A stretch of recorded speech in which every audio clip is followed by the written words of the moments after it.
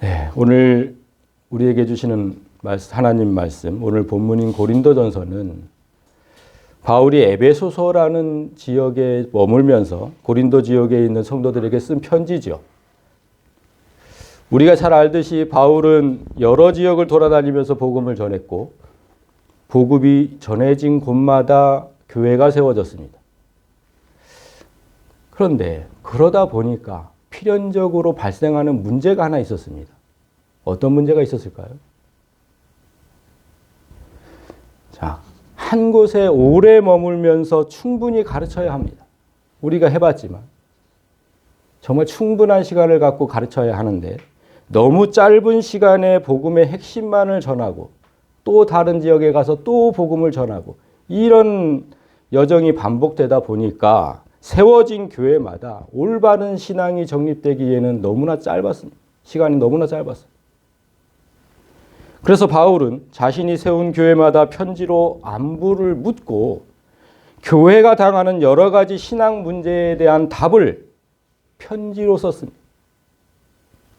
그 편지가 오늘날 우리가 읽는 신약 성경의 절반을 차지하고 있습니다. 따라서 교회에 문제가 생길 때마다 하나님께서 바울을 이용해 교회에 주신 이 말씀들이 항상 해결의 기준점이 되어야 합니다. 고린도전서 1장부터 6장까지는 바울이 고린도 교회에 대한 소문을 듣고 쓴 글입니다. 소문을 들었어요. 1장 11절에 보면 내 형제들아 글로에의 지편으로 너희에 대한 말이 내게 들리니, 그러니까 글로에라는 사람의 그 집에서 온 사람, 그 사람을 통해서 고린도 교회에 대한 소문을 들은 겁니다. 그 고린도 교회에 여러 가지 좋지 않은 상황들이 발생을 했고 그 소식을 듣고 그것에 대한 질책과 함께 더불어 해결 방안도 주고 권면 등을 쓴 것이 1장부터 6장까지입니다. 그리고 오늘 본문이 속한 7장부터 15장까지는 반대로 고린도 교회가 바울에게 물어온 여러 가지 문제에 대한 바울의 답변입니다. 그래서 7장 1절을 보면 너희가 쓴 문제에 대하여 말하면 이렇게 기록되어 있죠. 여러 가지 문제를 물어왔습니다. 이건 어떻게 해야 됩니까? 이건 어떻게 해야 됩니까? 너무나 짧은 시간을 그곳에 머물렀기 때문에 알지 못하는 게 너무 많아요. 그래서 여러 가지를 물어왔는데 특별히 오늘 본문 우리가 함께 읽은 10장 1절부터 13절까지는 어떤 물음에 대한 답일까요? 우리가 함께 읽었지만 유추를 할 수 있죠. 어떤 물음에 대한 답일까? 가장 중요한 구원에 대한 질문입니다. 어떻게 하면 구원을 얻을 수 있습니까? 사실 이 질문은 바울이 선교 여행을 다니면서 가장 많이 받은 질문이기도 합니다. 이 질문을 만약에 예수를 전혀 모르는 사람이 물을 때면 그러면 간단하게 대답할 수 있어요. 우리가 사도행전 잠깐 16장을 보면 선생들이여 내가 어떻게 하여야 구원을 받으리까 하거늘, 이 질문을 누가 했냐면 바울이 빌립보의 감옥에 있을 때 그 감옥을 지키던 간수가 물어봤던 질문입니다. 예수를 전혀 모르던 사람이죠. 이렇게 예수를 전혀 모르는 사람이 질문하면 답이 간단해요. 바울이 뭐라고 대답했냐면 이르되 주 예수를 믿으라. 그리하면 너와 내 집이 구원을 받으리라 하고, 구원에 대해서 이보다 더 명쾌한 답은 없습니다. 그런데 오늘 본문은 예수를 모르는 사람들이 아니라 예수를 잘 아는 성도들이 질문한 겁니다. 어떻게 하면 구원을 받을 수 있습니까?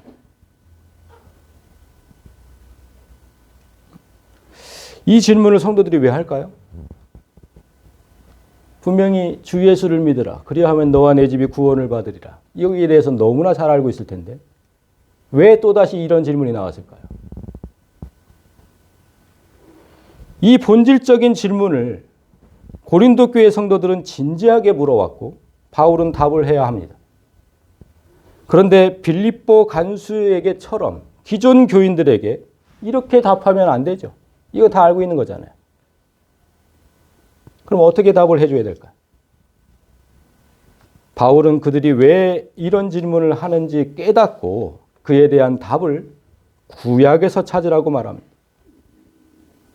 성경에서 찾아라. 당신은 신약 성경이 없었을 때니까 성경에서 찾아라. 이렇게 얘기한 거죠. 오늘 본문 중 11절을 먼저 보겠습니다. 그들에게 일어난 이런 일은 본보기가 되고 또한 말세를 만난 우리를 깨우치기 위하여 기록되었느니라. 구약 성도들에게 일어난 모든 일은 신약 성도인 우리를 깨우치기 위하여 기록되었다는 겁니다. 따라서 구약 성경을 볼 때마다 이 장면은, 이 사건은 도대체 나한테 무엇을 깨달으라고 주시는 걸까? 항상 이렇게 생각하고 묻고 생각하는 이런 자세가 필요합니다. 그럼 지금부터 구약 성도들을 통해서 우리에게 말씀하시는 하나님을 만나보겠습니다. 자, 1절.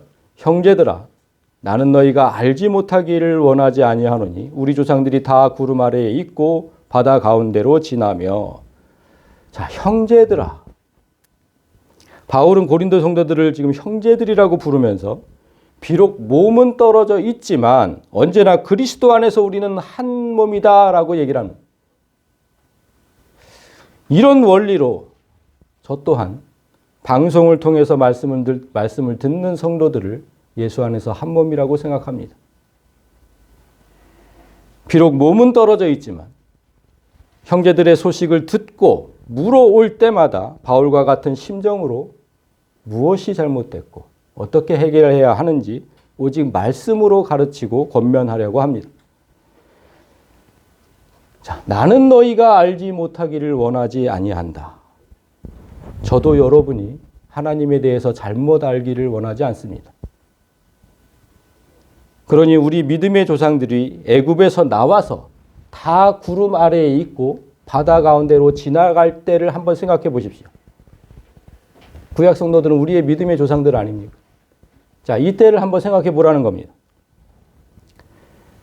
구약에 지금 이 말이 어디에 있는지 다 아시죠? 구름 아래에 있고 바다 가운데로 지나. 자, 구약 이스라엘이 출애굽한 이후의 행적을 말하고 있는 겁니다.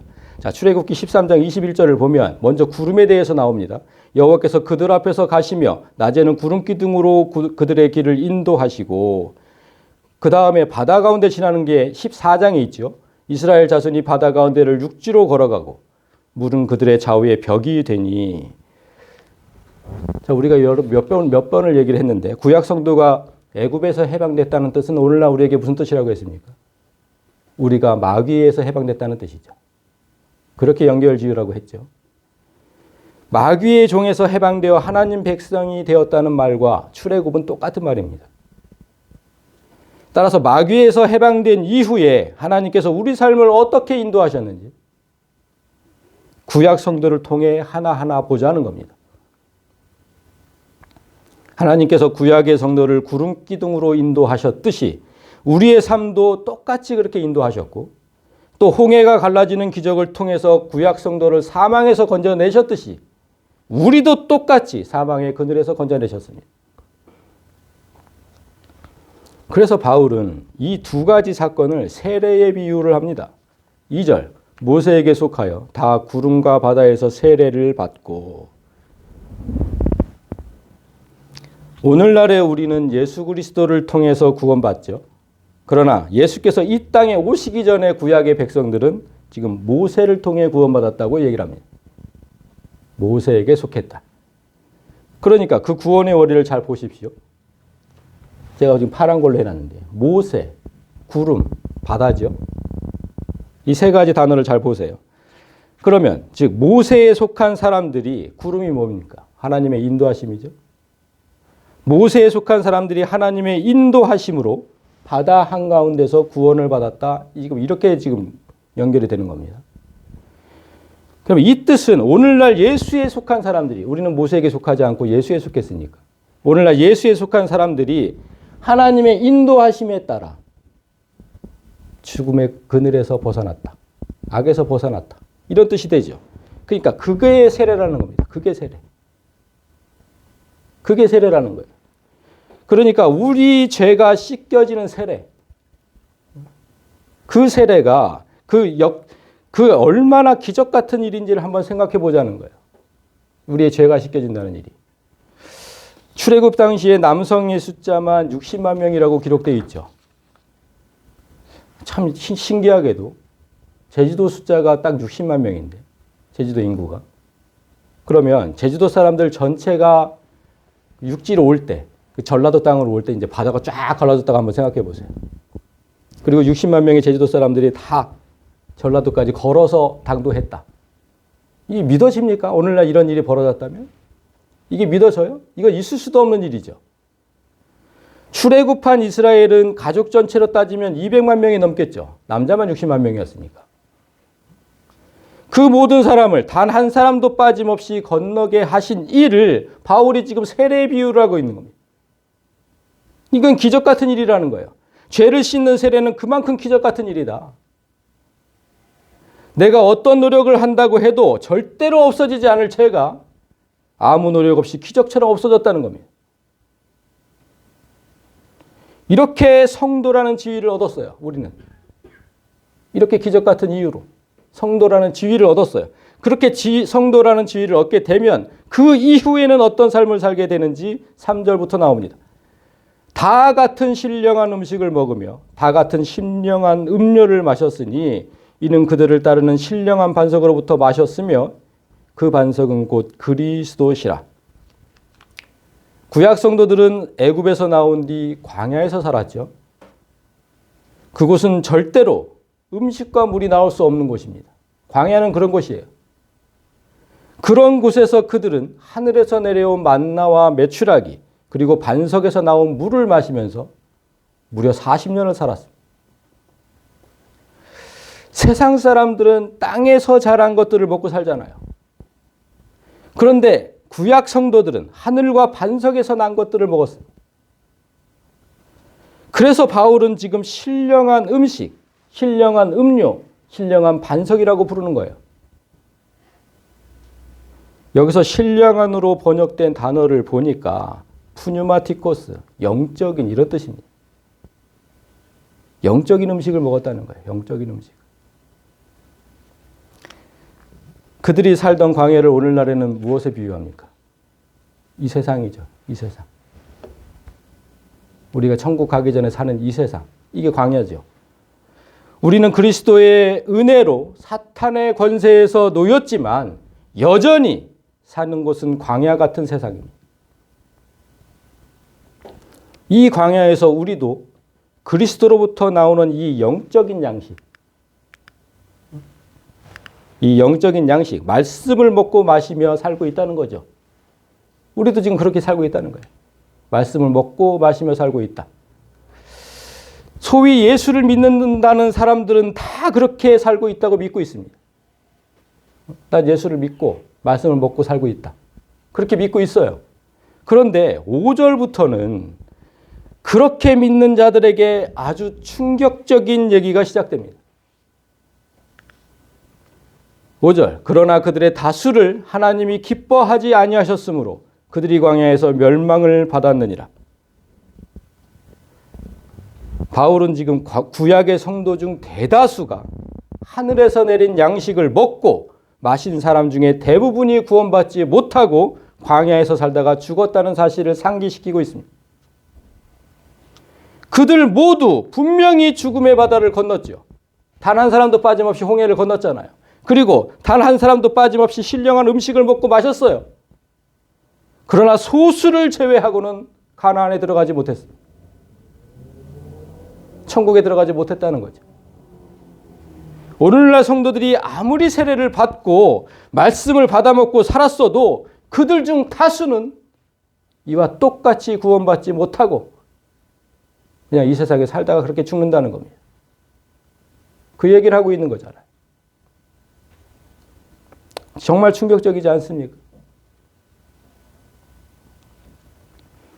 그런데 여러분, 왜 이런 일이 벌어질까요? 우리는 정말 신앙생활 열심히 한다고 하는데 왜 다수가 그렇게 다 천국에 들어가지 못하고 그냥 세상에서 죽어갈까요? 그 얘기가 이제 6절부터 나옵니다. 왜 그러는지. 이러한 일은 우리의 본보기가 되어 우리로 하여금 그들이 악을 즐겨한 것 같이 즐겨하는 자가 되지 않게 하려 함이니 하나님께서 기적을 베풀어서 구약의 성도들이나 우리나 악의 권세에서 구해내셨습니다. 그런데 그 악한 세상을 아직도 잊지 못하고 즐겨하고 그리워하는 자들이 있다는 겁니다. 성도가 무슨 뜻입니까, 여러분? 그냥 한자로 하면 거룩한 무리죠. 그리고 우리가 배운 듯이 거룩한 무리는 세상에서 구별되었다는 뜻이잖아요. 그런데 세상으로부터 구별되지 못하고 성도가 아니라는 거죠. 그냥 똑같이 그 세상 문화를 너무나 사랑하는 그런 가짜 성도가 많다는 겁니다.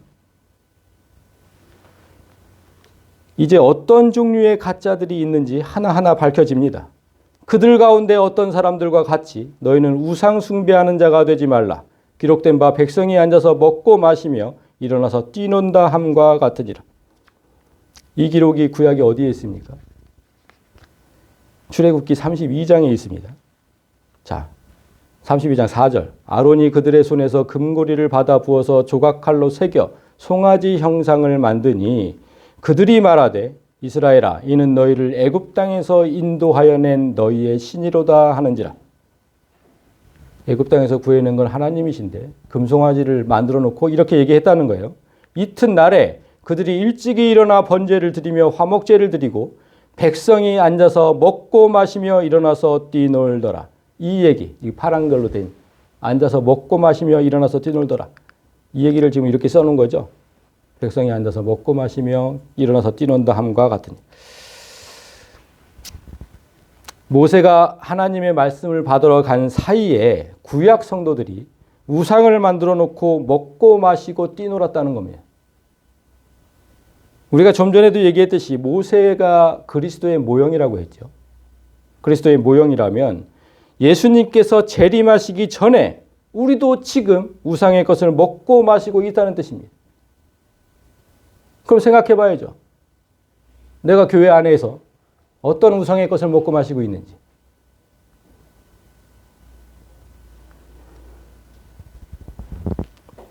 제가 매년 11월이 되면 가장 걱정되는 게 있습니다. 전국에서 행해지는 다니엘 기도회라는 겁니다. 전국에서 행해지고 있죠. 전국에서. 이번에는 보니까 해외에서도 이제 해외에 있는 교회들까지도 이제 참여를 하던데요. 올해도 1일부터 11월 1일부터 내일이 21일, 내일까지 진행이 되는데 이 기도회의 특징이 뭐냐면 전국의 교회를 모두 TV 앞에 모아두고서 찬양과 예배를 드리고 또 연합해서 기도한다는 것입니다. 그게 특징이죠. 한번 생각해 보세요, 여러분. 우리가 코로나19 때문에 한동안 교회 문을 닫고 비대면 예배로 드린 적이 있었잖아요. 그때 성도들이 이구동성으로 한 얘기가 있어요. TV로 예배를 드리니까 정말 은혜가 되지 않아요, 목사님? 아니, 옷도 막 그냥 대충 입게 되고, 뭐 마시면서 뭐 말씀 듣게 되고, 집에서 그렇게 드리니까. 정말 은혜가 되지 않습니다. TV로 드리는 건 진짜 안 좋은 것 같아요. 성도들이 항상 이구동성으로 이렇게 얘기를 했죠. 그런데 서울의 한 대형교회가 주최하는 이 예배와 기도회에는 전국에서 무려 16,000교회가 참여해서 TV 앞에 모여 있습니다. 이 기도회는 예외일까요? 그냥 은혜가 될까요? 그렇게 TV 앞에서 은혜가 안 된다고 떠들더니 16,000교회가 TV 앞에 모여서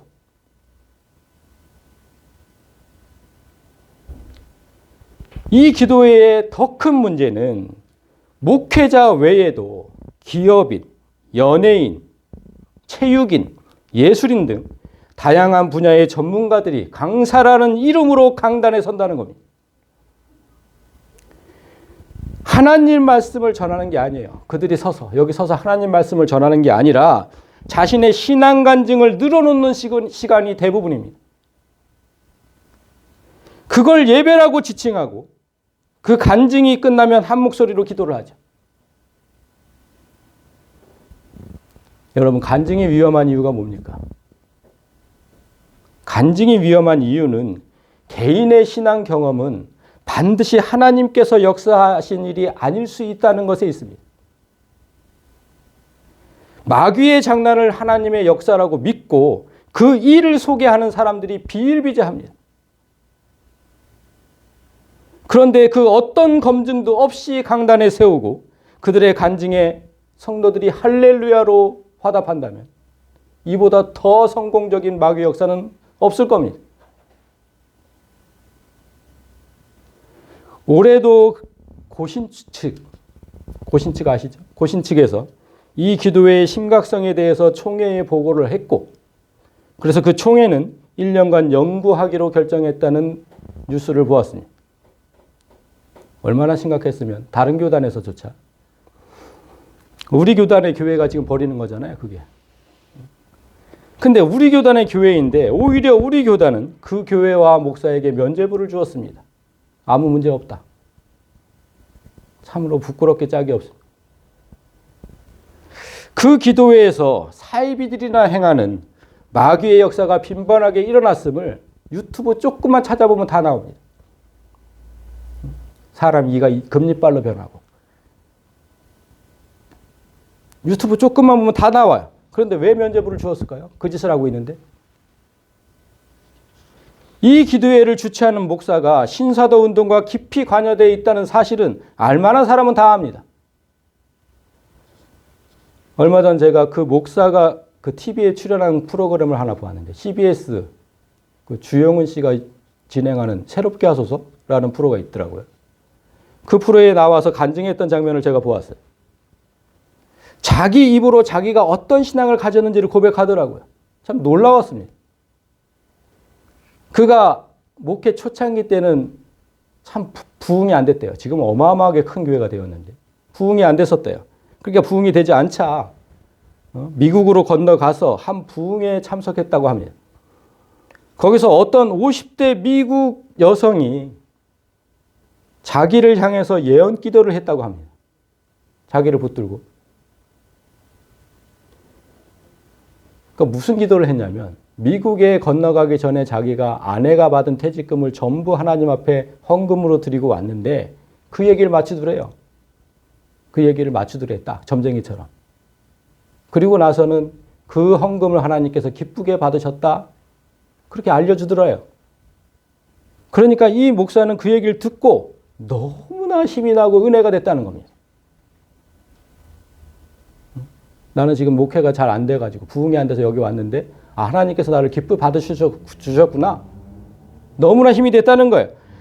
여러분, 이 예언 기도는 우리나라에서도 뭐 이상한 기도원 원장이나 이상한 그 목사 사모들이 행하는 그 마귀의 장난 같은 거예요. 마귀의 장난 같은 거.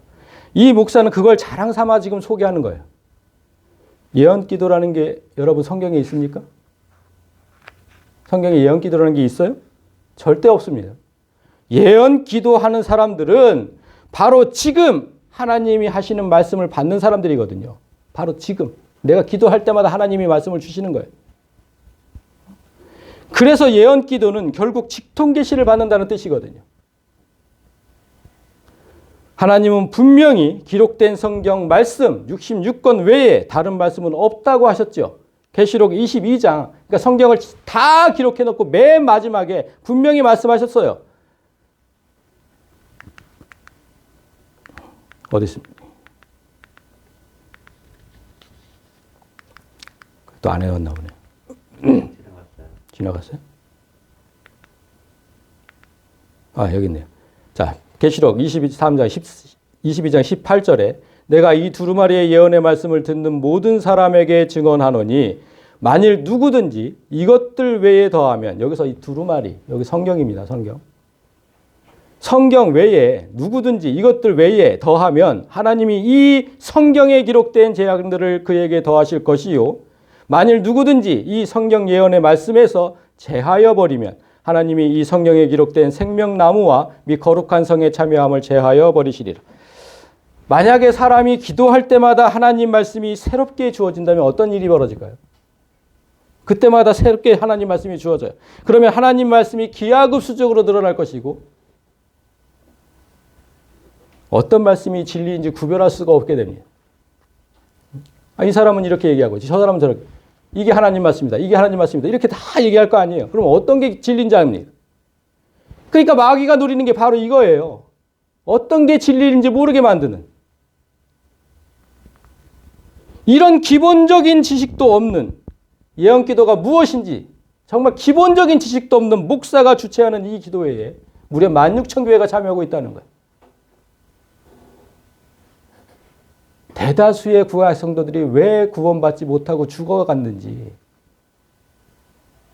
정말 좀 느껴보시기 바랍니다. 좀 깨닫기 바라십니다. 그들 가운데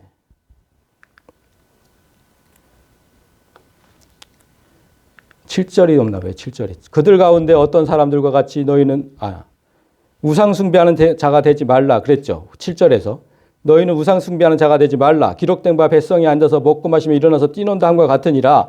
구약 성도들이 우상에게 절하며 춤을 추고 광분하는 장면과 오늘날 마귀가 판치는 곳에 앉아서 먹고 마시며 일어나서 뛰는 사람들이 제 눈에 겹쳐 보였어요. 겹쳐 보여요.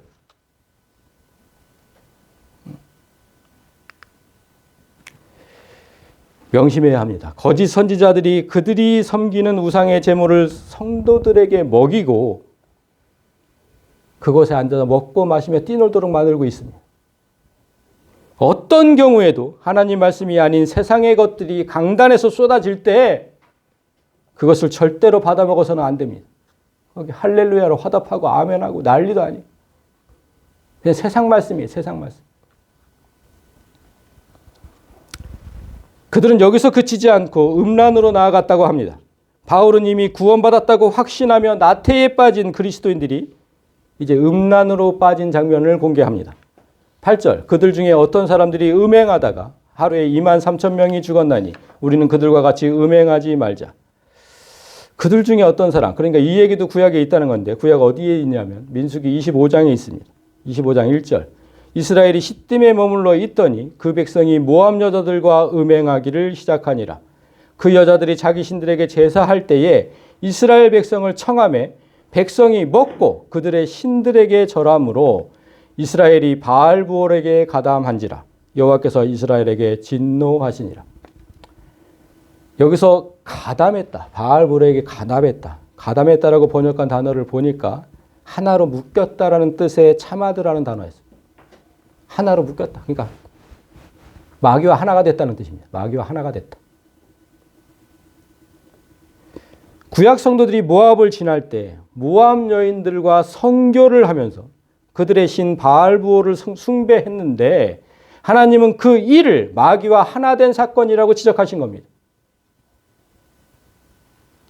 그곳의 우상 숭배는 항상 여인들의 성교를 통해 이루어졌기 때문에 이스라엘은 육적으로도 다른 여인과 하나가 되었고 영적으로도 다른 신과 하나가 된 겁니다. 이 사건으로 하나님은 분노하셨고 그 땅에 전염병이 돌아서 하루에 2만 명이 넘는 사람이 죽었습니다. 그런데 초대교회 시절에 이 고린도 지역에도 이 같은 종교적 매춘이 성행했다고 바울이 보고하고 있고 이런 매춘은 그 이후로 1000년이 지나서 중세 가톨릭 교회에서 꽃을 피우고 오늘날까지도 이어지고 있습니다. 제가 그 증거를 보여드리겠습니다. 올봄에 출간된 책이 하나 있는데 이 바티칸의 불편한 진실이라는 책이 발간되었습니다. 이 책에 따르면 제가 전체를 소개할 수는 없고 몇 가지만 얘기하겠습니다. 몇 가지만. 참 부끄러운 얘기인데 이 책에 따르면 1501년 가톨릭 교황 알렉산데르 6세는 섹스 파티를 주최했는데 이 잔치에서 50명의 소녀가 알몸으로 춤을 추면서 손님들을 접대했고 가장 많은 성교 횟수를 기록한 남자에게 상을 주었다고 합니다. 이런 일은 계속해서 이어져서 2017년, 불과 몇 년 되지도 않았죠? 2017년에는 바티칸 교황청 신앙교리성 소유 아파트에서 마약에 취한 채 동성애 난교 파티를 지속적으로 벌여오다가 발각되는 사건이 있었고 2019년 미국에서는 바티칸의 추기경과 사제들 다수가 매춘부를 고용해서 마약 섹스 파티를 열고 그 비용을 전부 교회 돈으로 지불했다는 폭로가 이어졌습니다. 이거 생각하면 이게 믿어지십니까? 그리고 바로 작년입니다. 바로 작년 2021년 이탈리아에서는 가톨릭 사제가 마약과 동성애 섹스 파티용으로 교회 기금을 훔치고 강간 약물을 수입한 사건도 있었습니다. 다 보도가 되었대요. 우리만 몰랐을 뿐이지. 지금 가톨릭만 얘기한다고 우리 개신교는 다릅니까? 개신교 다르지 않습니다. 바로 지난주에 이런 사건이 있었죠. 경기도 양주시의 한 보호종료 아동센터의 대표를 맡고 있는 한 목사가 아동들을 수차례 성폭행했다는 혐의로 입건됐다는 보도가 언론마다 터졌습니다. 언론마다. 다 터졌죠. 밤마다 술판을 벌이며 성폭행까지. 보호종료 아들 참. 보호종료센터라는 곳은 만 18세가 되면 아동복지시설을 퇴소해야 된대요. 갈 곳이 없어요. 그 아이들이. 그래서 그 아이들의 자립을 돕는 시설이에요. 그 시설의 이제 장이 목사였고, 백석수계 목사랍니다. 그런 곳에서 평소 자신을 아버지라고 믿고 따르던 아이들과 밤마다 술판을 벌였고, 목사가 밤마다 술판을 벌였고, 그 술판 다음에는 섹스 파티가 이어졌고, 그게 사건의 요지예요. 정말 잊을만 하면 한 번씩 터지는 이 개신교 목사들의 음행이 지금까지도 교회가 바알보올과 하나 됐다는 역사를 끊어내지 못하고 계속 이어지고 있다는 그 반증 아닙니까? 뭐가 다릅니까? 지금 구약 성도들과. 하나님은 이러한 육체적 음행이 하나님을 배신하고 마귀와 다시 하나 되는 이름을 경고하시는 겁니다. 넌 마귀와 하나가 된 거다. 그 마귀와 하나가 된 사람에게 무슨 구원이 있습니까? 이제 마지막 경우를 보겠습니다. 그들 가운데 어떤 사람들이 주를 시험하다가 뱀에게 멸망하였나니 우리는 그들과 같이 시험하지 말자. 여기서 주를 시험한다는 뜻은 하나님의 선하심과 능력, 지혜 등을 그릇된 동기에서 알아보려는 악한 마음을 의미합니다. 하나님의 능력을 한번 시험해보자. 하나님께서 어떻게 하시는지 한번 보자. 이거. 구약의 성도들이 가나안으로 가는 여정이 너무 고됐죠. 정말 몇십 일이면 갈 거리를 40년을 거쳐서 갔으니까. 너무 고생되자 하나님과 모세를 향하여 원망과 불평을 쏟아놓고 급기야 하나님에게 자신들을 구원할 능력이 있는지 의심했던 그런 사건이 있었습니다. 그에 대한 대가는 뱀에게 물려 죽는 것이었습니다. 이 내용은 민수기 21장에 있습니다. 21장 4절 백성이 호르산에서 출발하여 홍해길을 따라 에돔 땅을 우회하려 하였다가 길로 말미암아 백성의 마음이 상하니라. 그러니까 바로 직선거리로 가려면 에돔 땅을 반드시 지나야 돼요. 가나안으로 가려면. 근데 에돔에서 못 가게 했죠. 그러니까 쭉 돌아가야 돼. 그 큰 땅을 쭉 돌아가야 돼. 그것 때문에 백성의 마음이 상했대요. 아니 왜 자꾸 백성이 하나님과 모세를 향하여 원망하되 어찌하여 우리를 애굽에서 인도해 내 이광에서 죽게 하느냐. 이곳에는 먹을 것도 없고 물도 없다. 우리 마음이 이 하찮은 음식을 싫어하노라 하매. 그러니까 우리도 소망하는 게 늦어지면 마음이 상하죠. 백성의 마음이 상했대잖아요. 우리도 빨리 그 목적지에 가고 싶어요. 제가 원하는 그 목적지에 빨리 가고 싶어 저도. 그런데 좀 빨리 이루어졌으면 좋겠는데 하나님은 때로 빙 돌아가게 하시죠. 그러면 우리도 원망이 터집니다. 이렇게 똑같이 우리도 똑같이 하나님을 향해서 원망하게 돼. 그렇게 원망하게 되면 하늘에서 내린 양식을 지금 하찮은 음식이라고 해요. 그렇게 됩니다.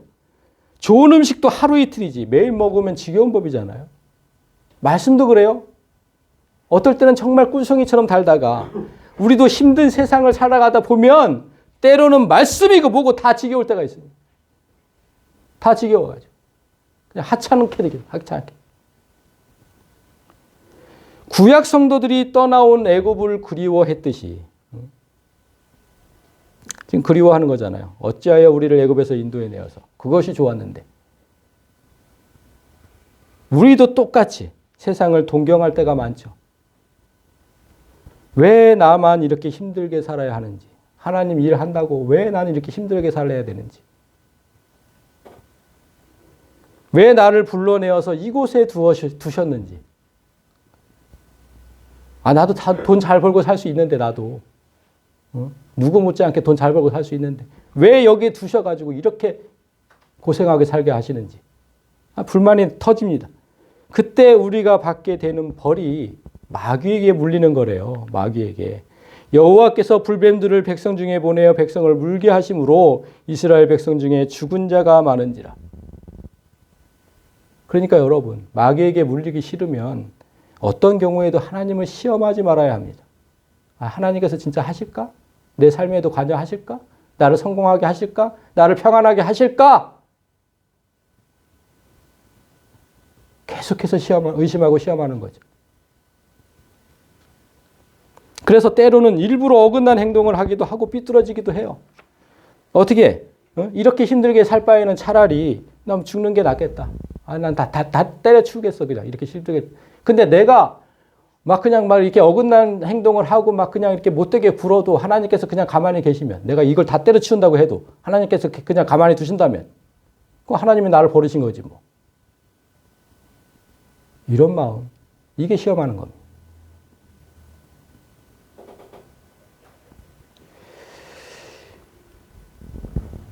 그런데 이렇게 하나님을 시험하는 행동은 처음에 어디서부터 나오냐면 항상 원망에서부터 시작된다는 거죠. 그들 가운데 어떤 사람들이 원망하다가 멸망시키는 자에게 멸망하여, 뱀에게, 사탄에게 멸망하나, 너희는 그들과 같이 원망하지 마라. 사탄에게 다시 물린다. 원망하지 마라. 이스라엘 백성들이 하나님을 향해 원망한 일은 출애굽기와 민수기 전체에 광범위하게 한두 번이 아니라서 뭐 어떤 사건을 따로 기록하지도 않았어요. 그만큼 우리도 많다는 거죠. 원망하는 일이. 너무나 많은데 우리도 그래요. 하나님을 원망할 때 우리는 멸망시키는 자에게 멸망당하게 된다. 여러분, 이 멸망시키는 자에게 멸망당한다. 이 관계를 잘 보십시오. 우리는 멸망시키는 자에게 멸망당하게 되는데, 자, 이 멸망당하는 자가 어디에서 처음 나오냐면 6월절에서 처음 나옵니다. 여호와께서 애굽 사람들에게 재앙을 내리려고 지나가실 때 문 임방과 좌우 문설주의 피를 보시면 여호와께서 그 문을 넘으시고 멸하는 자에게, 그렇죠? 멸망시키는 자에게 너희 집에 들어가서 너희를 치지 못하게 하실 것임이니라. 어딘지 잘 아시잖아요. 6월절 시작됐던. 멸망당하는 자는 그러니까 항상 어린 양의 피가 없는 자라는 거죠. 이 문설주의 피, 이 어린 양의 피. 그 예수의 피가 없는 자는 멸망당하는 자에게 멸망당한다는 겁니다. 거기에 주목한다면 원망의 배후에는 언제나 불신앙이 있다는 걸 알 수 있죠. 믿지 않는 거예요. 하나님을 믿지 않는 겁니다. 그래서 원망하는 거예요. 예수의 피가 내 안에서 정상적으로 작동하고 있다면 하나님에 대한 원망은 절대적으로 없습니다. 그래서 그들에게 일어난 이런 일이 본보기가 되고 또한 말세를 만나 우리를 깨우치기 위해서 기록되었다고 바울이 지금 얘기하는 겁니다. 6절에 이어서 그들에게 일어난 모든 일은 우리를 깨우치기 위한 하나의 본보기라고 지금 확신하는 거예요.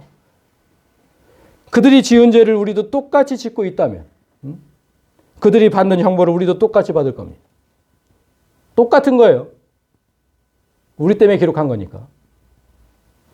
더군다나 우리는 유혹과 핍박이 더 극심한 말세에 살고 있잖아요. 구약의 성도들보다 더 힘든 세상에 살고 있어요. 그들보다 훨씬 더 잘 넘어질 거예요.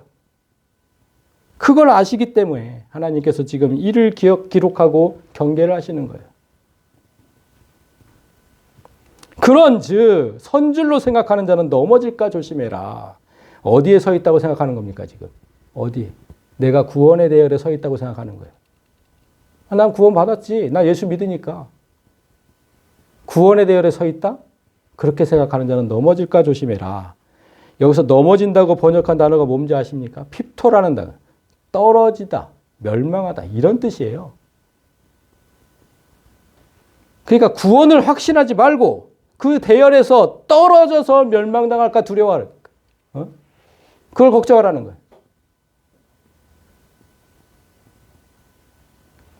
구약 성도들 대부분이 천국에 들어가지 못했다고 했습니다, 여러분. 우리도 예외는 아닙니다. 떨어질까 조심해라. 떨어질까 조심해라. 그러나 이제 마지막 절 우리가 너무 염려하지 말 것은 하나님께서는 우리가 그 대열에서 떨어지지 않도록 능히 감당할 만한 시련만 허락하신다고 약속하셨습니다. 사람이 감당할 시험 밖에는 너희가 당한 것이 없나니 오직 하나님은 미쁘사 너희가 감당하지 못할 시험 당함을 허락하지 아니하시고 시험 당할 즈음에는 또한 피할 길도 주시사 너희로 능히 감당하게 하시느니라. 자, 여기서 하나님은 미쁘다 그래요. 신실하시다는 뜻이죠. 하나님은 신실한 분이셔서 택하신 백성들을 포기하지 않으세요. 여러분이 감당할 수 있는 능력 이상의 시험을 당하도록 내버려 두지 않으신다는 거예요. 그러니까 웬만하면 떨어지지 않아요. 구원의 대열에서. 그리고 여러분이 시험을 당할 때 능히 그 시험을 견디고 거기서 빠져나올 수 있는 길도 허락하신다고 하죠. 주신다고 미리 예비하신다. 빠져나올 수 있는 길도. 따라서 하나님의 이 약속을 믿고 어떤 경우에도 구약의 성도들이 범했던 죄를 짓지 않도록 늘 경계하고 기도해야 합니다. 바울 같은 훌륭한 목회자도 정작 자신이 그 구원에 대해서 떨어질까를 걱정했습니다. 그 사람도. 그래서 예수님 오시는 날까지 자신을 쳐서 복종시키고 있다고 고백을 했어요. 우리가 10장을 읽었는데 9장 27절에 보면 내가 내 몸을 쳐서 복종하게 하는 이유는 내가 남에게 진리를 전파한 후에 오히려 내가 버림을 당할까 두려워함이로다. 이 말씀이 한 주간 동안 제게 계속 찔림이 되었어요. 저도 여러분께 하나님 말씀을 전하면서 하나님을 향한 원망이 늘 있었기 때문이죠. 이 삶이 너무 오래되다 보니까 3년이 지속되다 보니까 왜 빨리 목적지에 도달하지 못하게 하시고 이렇게 빙 돌아가게 하시는지 항상 그게 원망이었죠. 그래서 하나님을 원망하던 나 자신을 돌아보게 하셨어요. 바울처럼. 여러분에겐 하나님 말씀대로 살자고 늘 매주 권면해 놓고 정작 저는 그렇게 살지 못해서 하나님께 버림을 받을까? 저도 두려웠습니다. 그래서 저도 바울처럼 날마다 내 몸을 쳐서 다시 하나님 앞에 복종하도록 만들었습니다. 그 노력을 한 주간 동안 계속했어요. 성도 여러분 모두가 이 두려움을 갖고 사시기를 바랍니다. 내가 버림을 받을까? 하나님께 버림을 받을까? 이제 말씀을 맺겠습니다. 우리가 마지막 주일마다 욥기를 보고 있잖아요. 욥의 상황을 보고 있는데 우리에게는 오늘 말씀 감당할 시험 밖에는 너희가 당한 것이 없다 이렇게 얘기하죠.